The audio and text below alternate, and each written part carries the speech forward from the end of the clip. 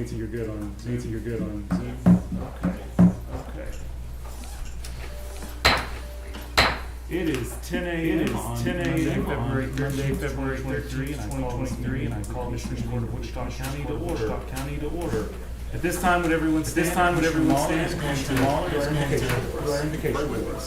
with me, please. Dear Heavenly Father, we come to you so grateful and so grateful for the blessings that you continue to bring in each and every one of our lives. Even though problems show up, challenges occur, we know, all in all, bless people in the world just because we live in the United States of America.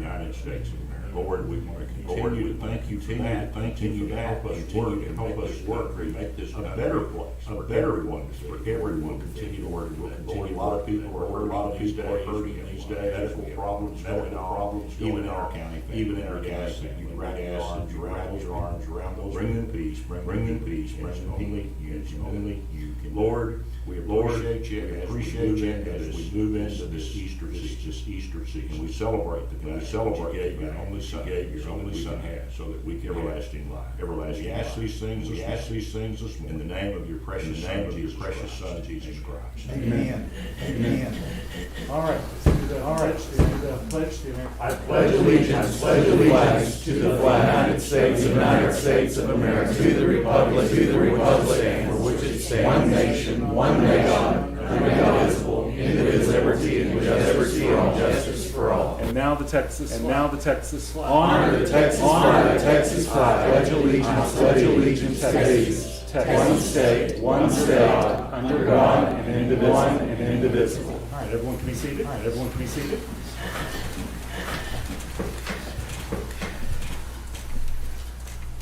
Well, this morning we have a presentation of a Certificate in Service Award to Deborah Roberts, Legal Assistant in the District Attorney's Civil Division. It's honoring 15 years of service to the county. Unfortunately, she couldn't be here this morning for us to do the presentation in person, so we'll do that later and take pictures, but we did want to take this opportunity to recognize her publicly and to thank her for 15 years of service and congratulate her on a milestone. So we'll clap even though she's not here.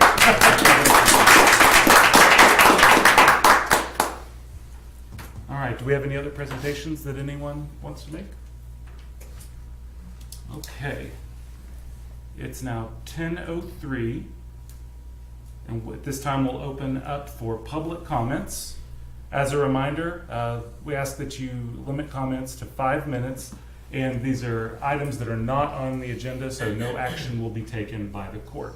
So at this time, do we have anyone who wants to make public comment? Yes, sir, Your Honor. Judge Joel Jimenez, Chapter 41. Scoot up a little bit, Joe. Yes, sir. Yes, sir. Yeah.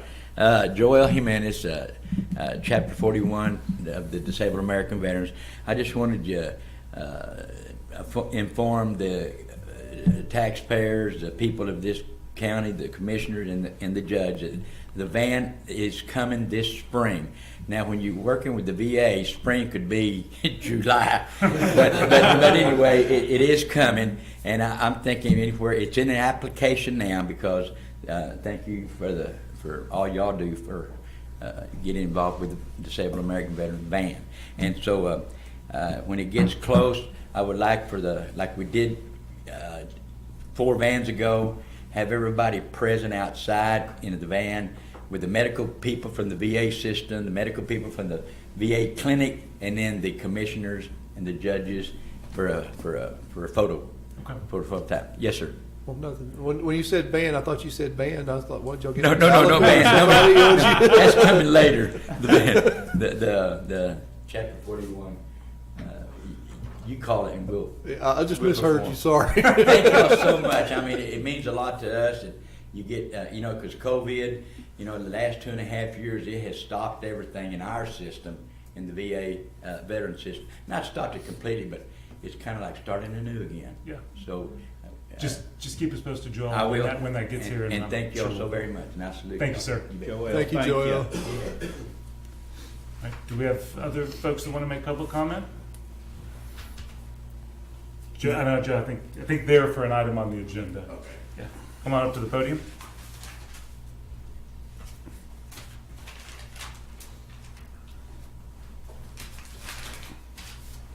The one, Maurice got here. You're probably wondering what the stack of paper represents. This is what we were talking about on Friday. This is regular plain paper. Ballot paper is thicker, so imagine another ream on top of that. That's about the stack you would get of the actual votes that were implanted into the thing. Because the county, I'm asking everyone, what you should do, is ask the county clerk for a copy of, which is on an Excel spreadsheet, of all the people who requested mail-in ballots, the absentee ballots. You will see on that list, there was 5,005. Some of those people had to be canceled. There was one person that put in 5 requests and used different variations of their names. They were canceled. And so what you're gonna see, if you delete all those and delete anybody who did not mail the ballot back, where the county did not receive it, it's just like going to the polling place. If you didn't go to the polling place, you didn't vote. So if they didn't mail the ballot back, they didn't vote. So if you do that and delete all those, there is 3,198 eligible voters on the absentee. On the presidential election, just for absentee votes, it shows there was 4,258 vote cast just for absentee only. If we have 3,198, that means 1,060 votes were implanted into the election. We have the ballots downstairs, okay? The thing is you need to verify those numbers. If I saying what, 3,198 voters, verify that for yourself. I asked Mickey and his wife numerous times to go through that absentee ballot to make sure I'm correct. I'm asking all of you to do the same thing, to verify what I'm saying is correct. Because this is ballot paper that they voted these on. Does everybody have access to it? People would have to order special ballot paper. They would have to have a special toner, a special printer to print this on. They would have to have special software to put the barcodes on and all that. Our county clerk stores this paper in the counting room. There's only 2 people that have access to that room. The county clerk and the election manager. Somehow they had to get those ballots into the counting room so that they could be counted. They had to do it in the dark of night. The thing is during election time, that room is under surveillance, has a camera in it. And I would like to see the videos of that to find out how these ballots got in there, if they still have the video from 2020. Also, on the poll pads, when you went to vote, they gave you a slip with a 4-digit number that you went over to the machine and printed out. The poll pads also print a receipt that the county keeps. And I'm requesting to look at those receipts, because we then could find out how many people on early and election day voters voted. We can count those, find out how many were for early and how many for election day.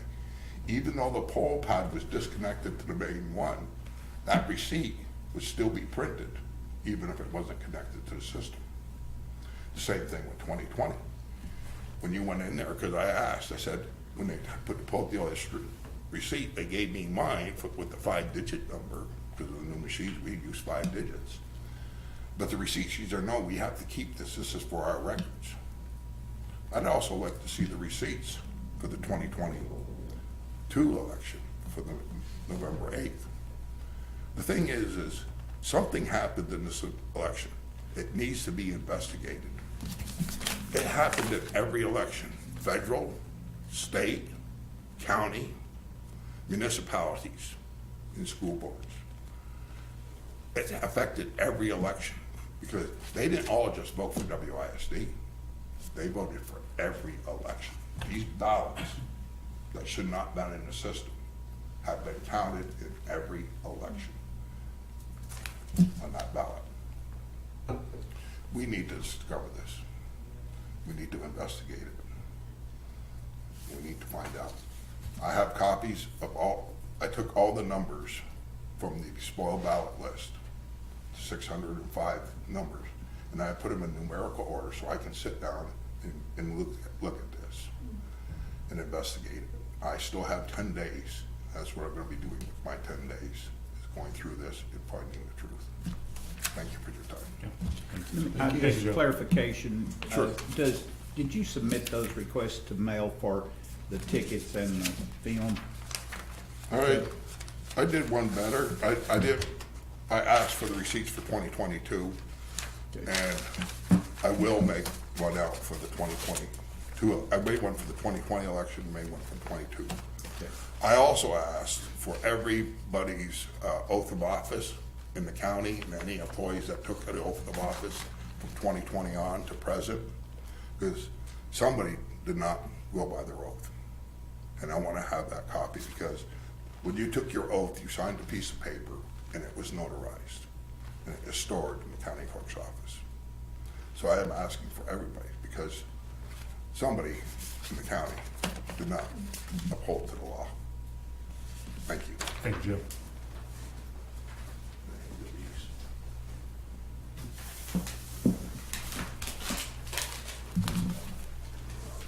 Do we have anyone else in the audience who wants to make public comment? Do we have anyone via Zoom? Okay. It is 10:12 a.m. and we close this section of public comment. Allows us to move on to the consent agenda. Commissioners, do y'all have any questions on any items?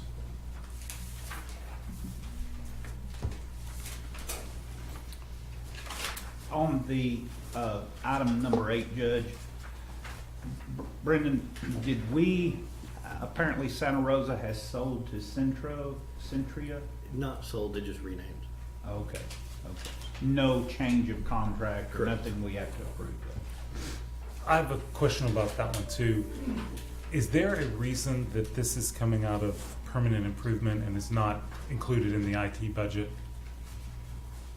It's a line from the LEC to the courthouse, so it's Okay. not really. So it's actual running of the lines, not paying for the service? Correct. Right. Okay. Yeah, the traditional monthly expenses will come out of IT Right. budget. Okay, all right. So this is a one-time thing, okay. Correct. Motion to approve. Second.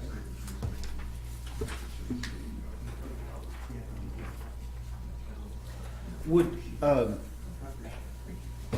on that, Judge, there were, Cheryl's report's too good, but there's no time to really discuss. Is that something that we could either pull down, or could we put it on Friday again or something? Just let her recap that, because it's too good of information. Why don't we accept it on the consent agenda and then we can ask to discuss it Okay. on Friday, if the court is okay with that. Which one is that? Item number 12. It's the good, like a 60-page report she gave us comprehensively of kind of where we stand, and She would love to give a dissertation about that to the we've court. never really had that before, and I was very intrigued by. It is required by statute, but there's no remedy if you don't fulfill your duties on that item. It's just we've now finally gotten the capabilities to actually do it. I will say January, I won't say it's skewed. We haven't done year-end accruals back to December, so January's revenue is a little off, but all the expenditures are accurate. That's for every Cool. department. Those are our cash on hand investments where that's at, Okay. so. Well, that'd be great if we could visit on And that, Friday, maybe just. that new software is probably the best thing that's happened to the county auditing department Oh, absolutely. in the last 30 years. So, I mean, it's a huge You deal. don't like People the don't dot understand. matrix, the dot matrix prints? I mean, It's great from information. coming in as a new commissioner, trying to audit and trying to learn anything about the budget from before, it was a nightmare. There is no way that anybody could tell what they were spending Well, or what they were budgeting the way that old system. that software was put in place in 1992. I know, and it's Stopped being still. supported in 07, and we finally got rid of it in July of 21. We do miss the dot matrix printout. I can happily print you something, but I still have the printer.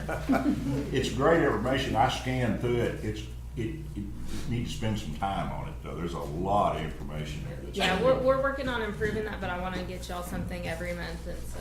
Great. If I could just have It's gonna be beneficial, I a think. shortcut on my desktop to take me straight there without having to log in, I think it would be much better. That's really all I was wanting. Nancy, can we make sure that discussion on that's on Friday's agenda? Okay. All right, we have a motion to approve the consent agenda by Commissioner Fincannon, a second by Commissioner Beecham. All in favor, please signify by saying aye. Aye. All opposed, same sign. Motion carries 5-0. Moving on to general business. Item number 1, receive yearly summary of the Wichita County Historical Commission's activities and a historical marker update. Ms. Schrammel, you'll come up and provide that to us. And do you have anyone else who wants to speak to us as well? I may very well do. Okay. Judge Johnson, it's nice to meet you. It's nice to meet you too. Nice to meet you. Hopefully we will have some good conversations in the future. Other members of the Historical Commission that are here today are Douglas James, Robert Palmer, who is our chair, Carol Rudd, who is one of our volunteers in the archives, and Ms. Brenda Jarrett, who is also one of our Historical Commission members, are also here today.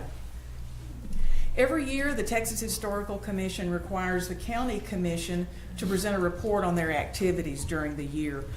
And previously, we've not come to the court and told you about it, but we thought, well, it's important that y'all know what we're doing, that we are active out in the community. Currently, we have 30 members of the commission. Over 2022, we provided over 20 programs to community and school groups. We volunteered nearly 4,000 hours of time. Now that time includes volunteering in the archives, volunteering at the Museum of North Texas History, volunteering doing research for various projects. We have contributed over 50 articles concerning Wichita County history to our various social media outlets on Facebook and Instagram. If y'all haven't seen those, please like the Wichita County Archives, the Museum of North Texas History, and you'll see some of the things that we are working on. All of this research, all of this writing is done by members of the commission. Currently in Wichita County, we have 103 standing markers. These are the big black plaques that you see around the county.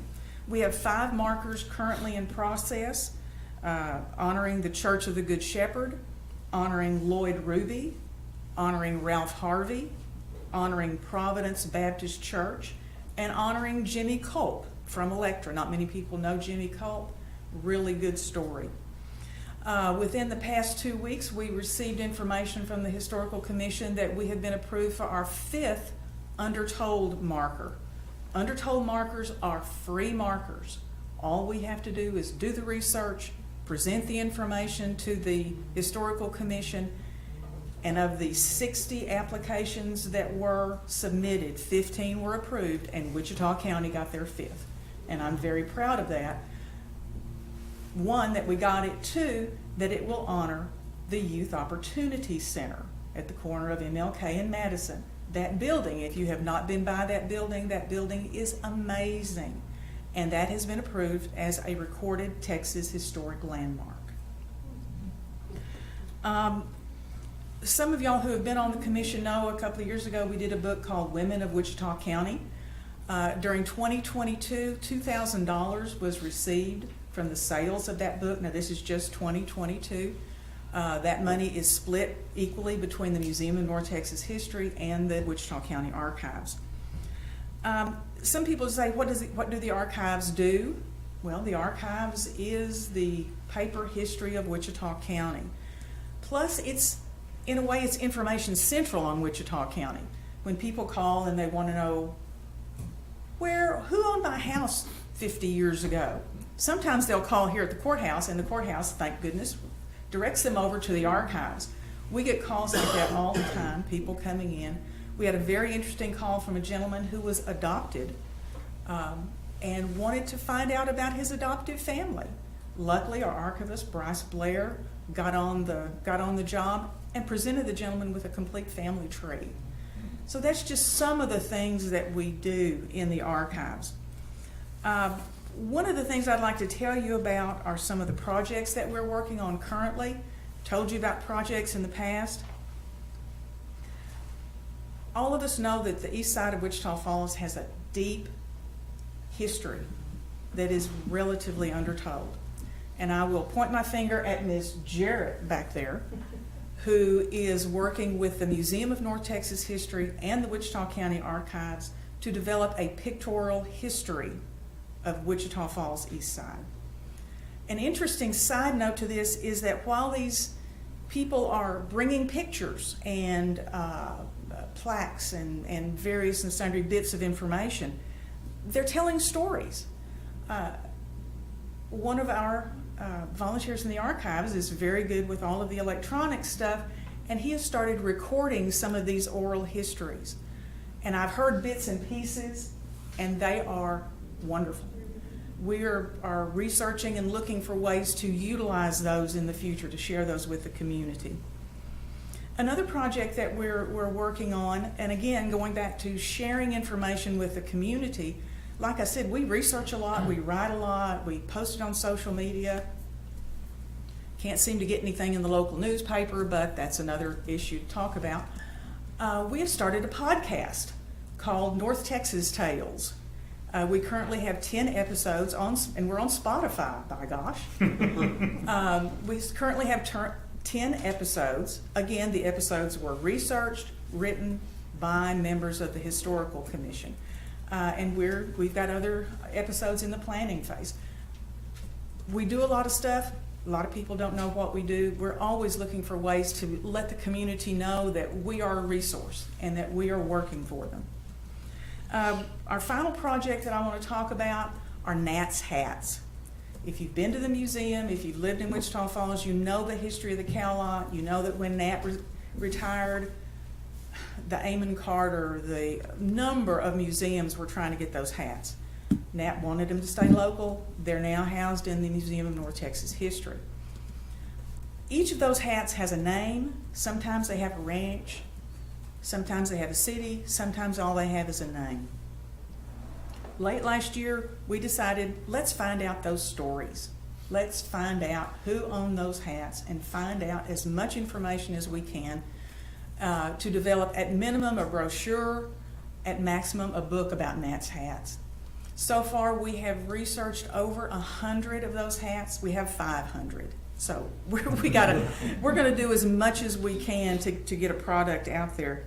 This is also a cooperative effort between the museum, the Historical Commission, the archives. We're also partnering with the North Texas Genealogical Association. They are providing us some very valuable information from their resources. Anytime we can partner, we always think we do better. We share information and share our resources. I want to say one more thing. If y'all are not aware, Bryce Blair, who is our archivist, submitted his resignation. His last day will be March 31. We will be coming to Judge Johnson and talking about posting the position, interviews, et cetera, since it is a county position. We need to go through that process. So we'll be coming to you to ask for an appointment to set up some times and things like that. I want to end on a rather sad note. For y'all that know, we lost a leader, we lost a mentor. I hope I don't cry. And many of us lost a very good friend when Lita Watson passed away in December. Lita was a guiding force, a North Star. Many of us ask ourselves the question, what would Lita do? What question would Lita ask? What would Lita think needs to be done? I hope that as we continue into the future, we do what Lita wants us to do, and we'll continue to do that. Thank y'all very much for your time. Oh, one more thing. This is kissing up a bit. 1% Judge Johnson with a copy of our marker book. Thank you. Very nice. This was one of our products that we did a couple of years ago that documented the first 100 markers in Wichita County. Oh, wow. Thank y'all very much. Thank you. Any questions? Does anyone have any questions, comments? Any questions? I do. We got plenty of topics out there that need to have markers. Y'all come to our meetings. For those of us like myself who are still living in a previous century and aren't on social media at all, Okay. is there a way to access the great stories and articles that y'all are doing? No, Okay. that's why we're working on it. Okay. Is there any link to our county website? Could y'all use a link to that county website? We Put have anything we have a website that I don't think is linked to the county. We have our own Wichita County Historical Commission website. Are any of those stories on your website? No, but I think that might be a good place. Yeah. That might be a If good you had place it to- on your website and we could link it to our website, I think That would be great. If we could even link our website to the county's website, that would be good. That would be good. Okay. Yeah. But yeah, we've got, the more hits you get, the better it is. no, that is so true. We have had really good response. Of course, February is Black History Month, which I think was great that we were approved for YOC during Black History Month. But we've had some really good stories on Black History Month. Some people from Wichita Falls, from Burke Burnett, from Electra, some good stories are there. But how would we need to go about doing that? I'll be happy to be the point of contact on that. If when we meet to talk of archivists, we can do that. Yep. Thank you very much. I appreciate that. There is a link to the Is there? Historical Commission on our archives page. On our archives page. Mm-hmm. Okay. Okay, good deal, good deal. So if the link is there, if we start Updating putting your web- yes. putting stories on there, Yes, Good they can deal. get to it from Good our deal. archives page And on I- our website. I think there also might be an opportunity, like we're doing right now on the foyer level, with providing space for, if you'll have a display you'd like to feature for a couple of weeks or do some things like that. I think we could- we've got bunches of stuff. Bunches of We've stuff. already started talking. Bryce is leaving me, so. Commissioner Beecham has been, he's been working with Bryce Blair on developing some things for the foyer. Okay. Do I understand it? Do y'all have the archives for Times and Record News? We have at least 50 file cabinets, regular size 4 to 5 drawer file cabinets. We have 6 or 7. Yes, we've got bunches of stuff from that. We don't have everything. We have what was left in the building. See, I would assume there was a microfiche. There are 4 or 5 microfiche. File cabinets. Are they around? Does anybody know? Or- Yes, we have them. Oh, you have them, good. We have. And I ask that because we're in a transition time right now. This newspaper deal is changing rapidly. Yes. We just lost our local paper in our articles last year. And all of a sudden, that makes you become very aware that in a few years, we may be in a complete different spot as far as how we retain, news and all Yes. that. So I'm glad to know that. We were very lucky to, we made some connections before the massive change came about. Well, Bill that's Stewart, who incredible, was, 'cause that stuff can get away. Oh, my in a God. Blink of an eye. look, and again, what I say is we got what they had. Right, I talked to people who were there and they saw stuff go out the back door. yeah. It used to be Before- very thorough, because I've actually researched some of it down in the office many years ago, and went in there to the microfiche deal, and I don't even remember what it was about at the time, but it troubles me that this changing time that we're in, we could lose a lot of very valuable information. and Oh, it we don't is, wanna do because that. it's not all digitized. Right, And we are kind of moving to the point that if it's not digitized, who cares? yeah, Takes a lot Well- of money to put it that way. Oh, it does. It takes money and time. yeah. It takes time to do that. We've partnered with Texas Tech. I don't know if y'all know Ty Creedler. We partnered with him to start doing some digitization. And we had a wonderful thing. Can I talk? You want to talk? No, go ahead. All right. Brenda Jarrett had this bag. I'll tell a quick story and then I'll get off. Brenda Jarrett had this bag of films of Booker T. Washington football games. Oh, wow. Yeah, that's what we all said was wow. Photographs or like motion? Motion pictures, Game running film. down the field, the whole Game film, thing. yeah. And because of our connections with Texas Tech and Ty Creedler, they were able to digitize these rolls of film, and we have those. We're still working at trying to get those posted in some way where people can see those. But we are reminded more and more, we need to have things digitized. Yes. And we're reminded more and more that we need partnerships with people who are equally as motivated to preserve this information that we have. Any other questions? Do you want to say something? I'd like Connie. Yeah, come on up. Come on up. And for those who aren't present and can see your lovely face, would you introduce yourself at the podium? I'm Douglas James, and I'm the founding president of the Museum of North Texas History, and plus I'm active on the archive also. But I want to congratulate Wichita County. We wouldn't exist without the support of Wichita County. If you know, we leased that building for $1 a year for 50 years.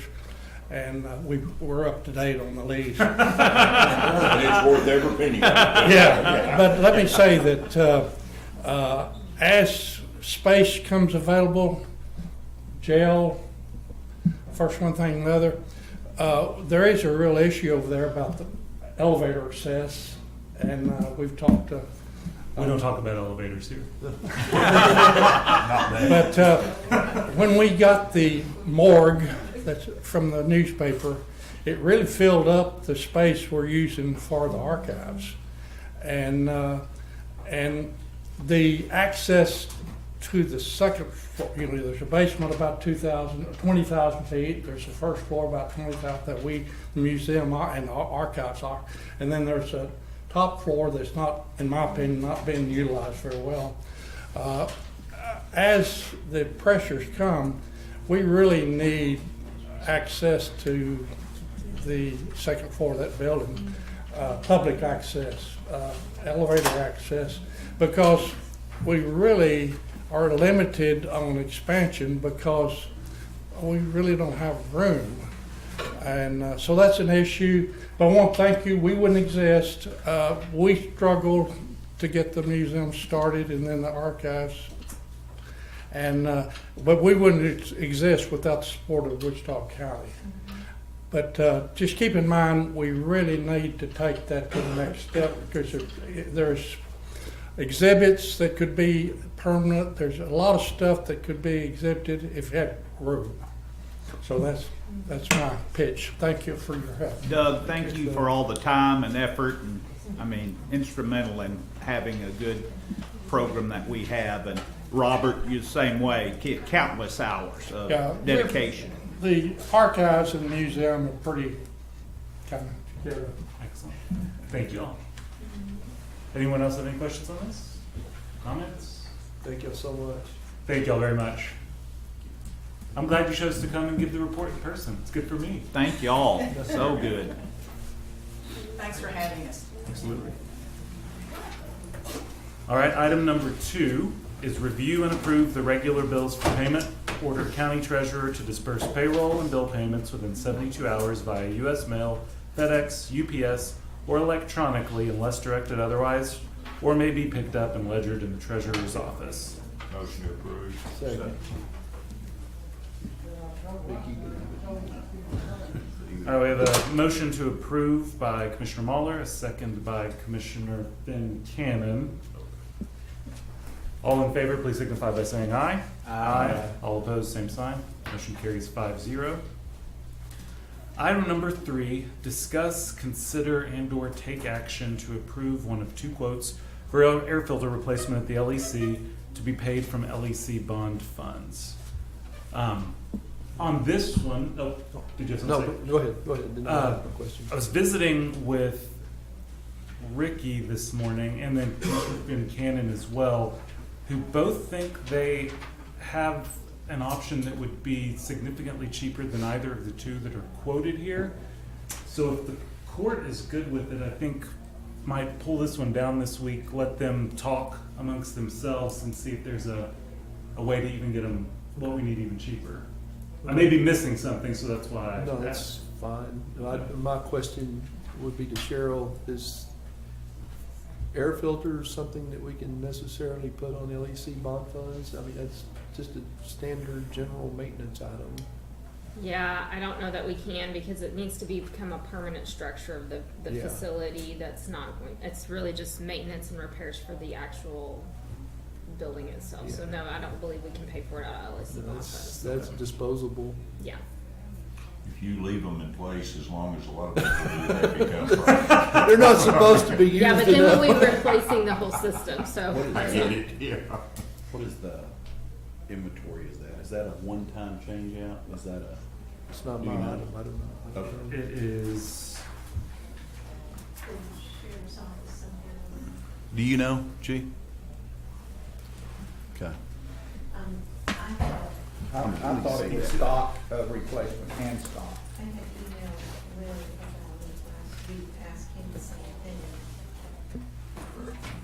my guess is based on this number, it's a once a month thing, I'm talking. Yeah, it's 522 filters. That should be a fairly good stock of them. And that might be if we only have 2 quotes, what we're looking at, I think Ricky knows of another place and I know of another place. And we'll just get some different quotes, make sure we're not missing out. Yeah, I think that's a good way. Okay, then I'm going to move to pull this down off the agenda, to table it for discussion this week. You need a vote on that, Judge, or can you just do it? I think I can just do it. It's okay. Yeah. Okay, good.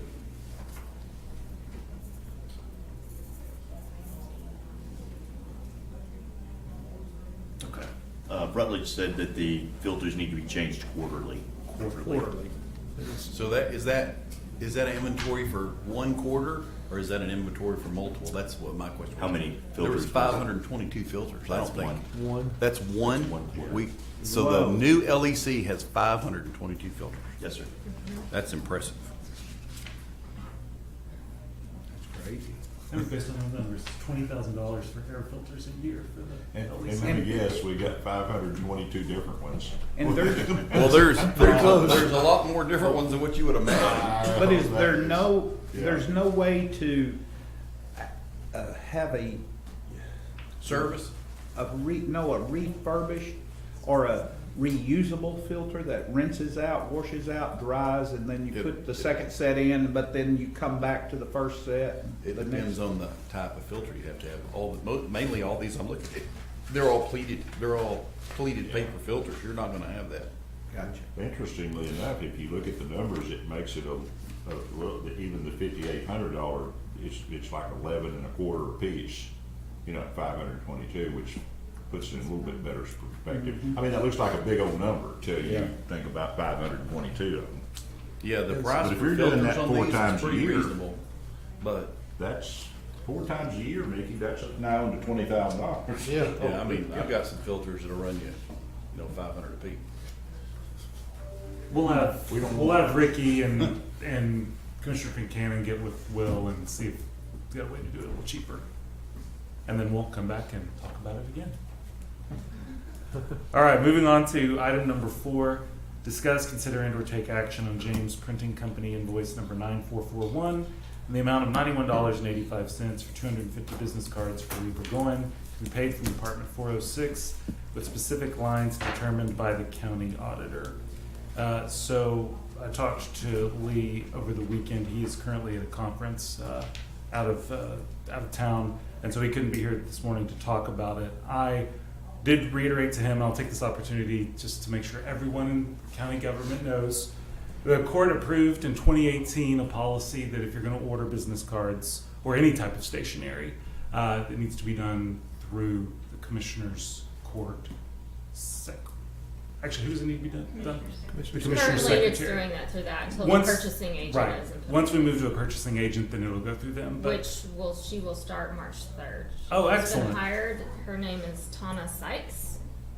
okay, Also that's exciting news. married to Ricky Sykes. Okay. Cool. So.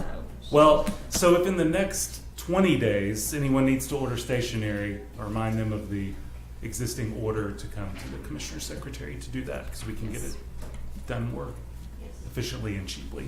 So, with that said, I'll entertain a motion to approve or entertain any motion on this.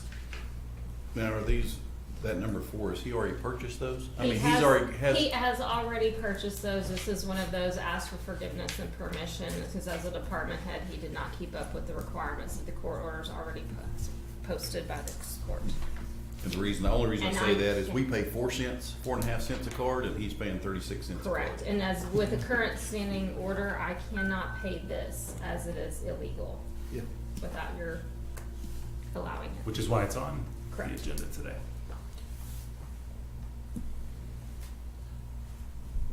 I hate to say that, I mean, I guess we could. You let him can pay for choose you. not to pay it, and you can choose to have him pay for it out of pocket. That is your right as the court.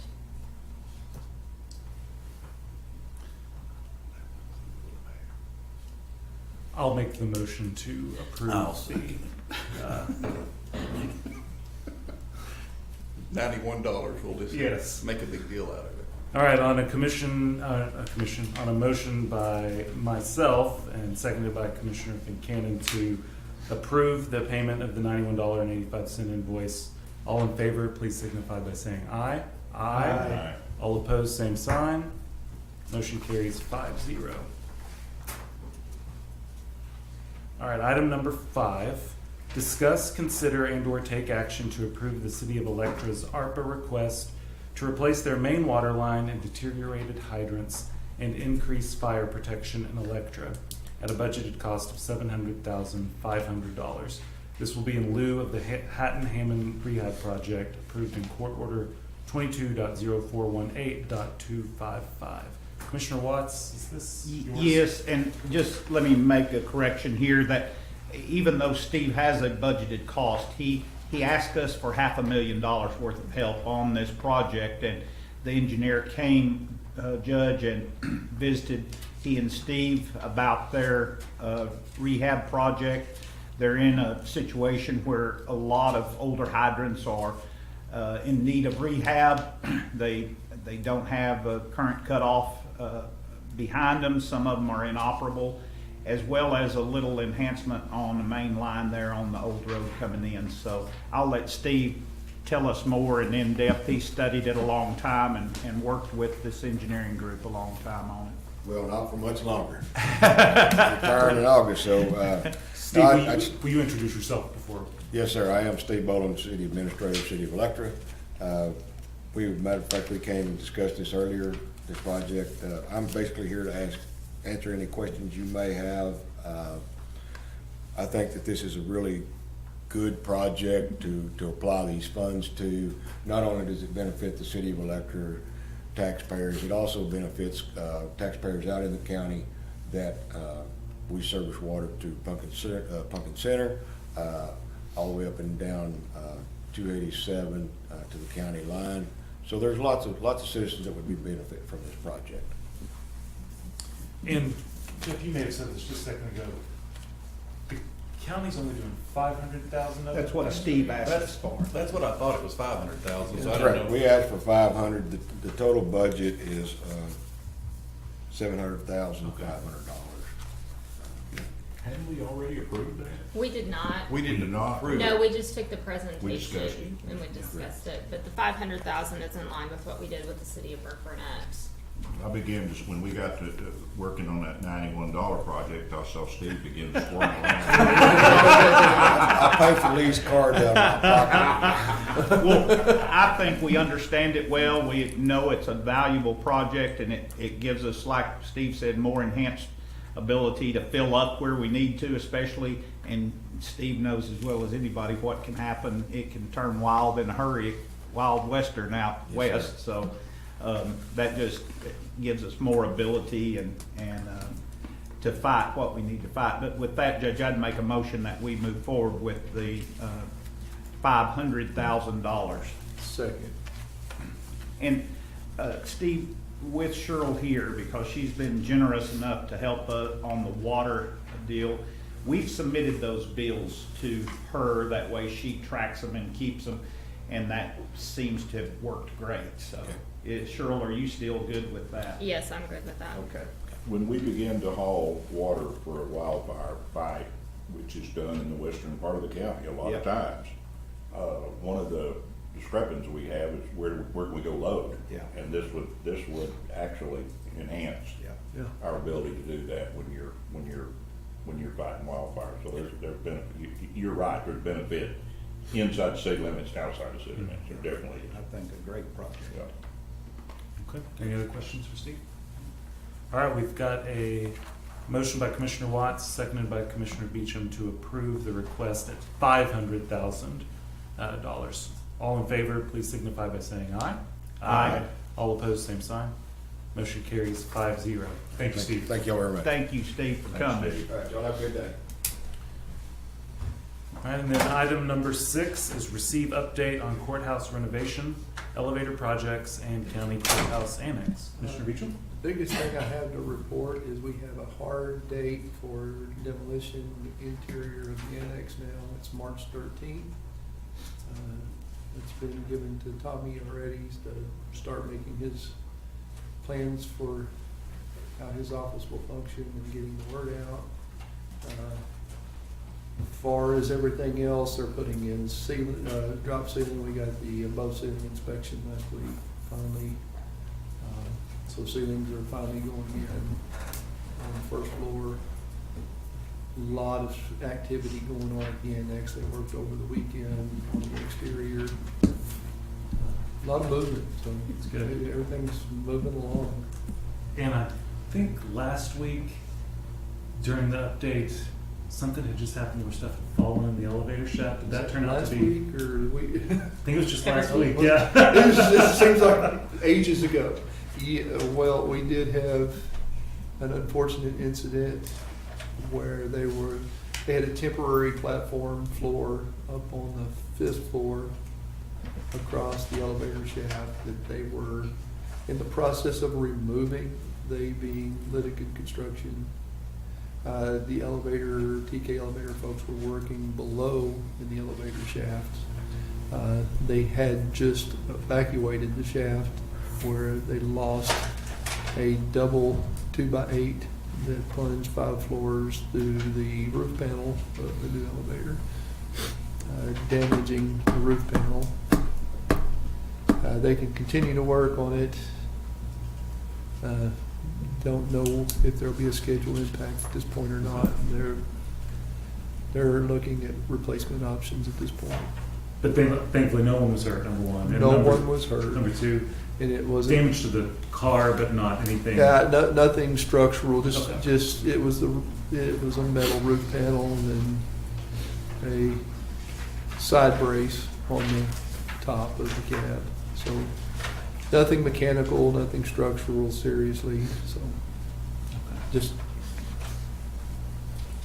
that's really the first major incident that we've had on any of the projects that, whether it's LEC, courthouse, Yeah. annex, that's our first big hiccup, so that's pretty good. Yeah. That's pretty good for as much work as we've done in the last few years. Well, I was down last week, I think on Thursday, and IT's, they were starting to move into their new offices. And it's exciting to see stuff coming to fruition. Yeah. And it's been a long path for everybody here, so that's awesome. Yeah, we'll be hopefully visiting with the city this week to see if they'll give us a little bit of a waiver to let us stage some furniture in the new first floor area. We took a delivery of a semi-load of furniture for down there last week, and got it stacked to the rafters everywhere I can stack it. It needs to have its permanent home, so. Anyone, questions, comments? I asked when I could take a ride in the new elevator, and they offered me the winch line here just a couple of days ago, so. For those that don't realize, they use the elevator to build the elevator. The first step is to actually construct a working elevator so they can construct a working elevator. So they build it as they go up. So There's lots of stuff in that shaft now that wasn't there 2 or 3 weeks ago, so. Yeah, they're moving quite quickly. Good. So. All right, thank you for that update. All right, it is now 10:50 a.m. and this meeting is adjourned.